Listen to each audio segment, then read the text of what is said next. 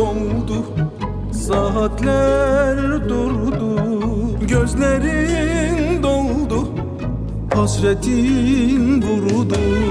Özlemin bitmez, acılar dinmez, bu ateş sönmez, gözyaşım dinmez.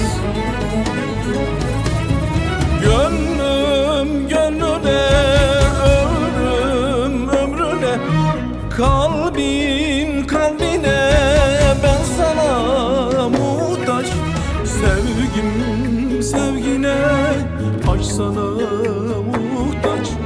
Canım canına, aşk sana muhtaç. Gönlüm gönlüne, ömrüm ömrüne, kalbim kalbine, ben sana muhtaç.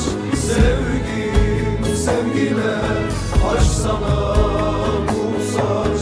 Canım canına, aşk sana muhtaç.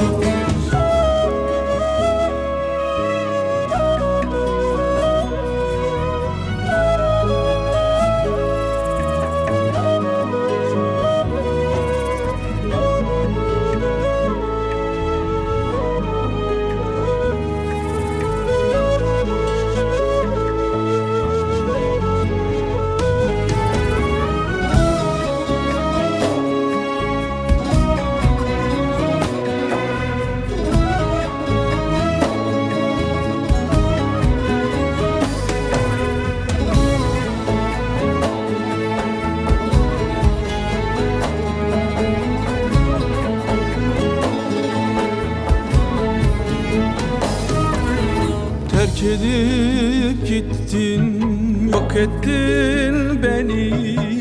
Canımı yaktın, kül ettin beni. Boş odalarda seni ararım, gözlerimde yaş, sana ağlarım.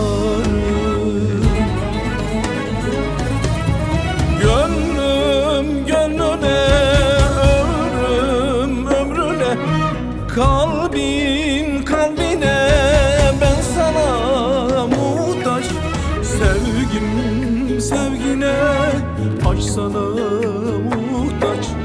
Canım canına, aşk sana muhtaç. Gönlüm gönlüne, ömrüm ömrüne, kalbim kalbine, ben sana muhtaç. Sevgim sevgine, aşk sana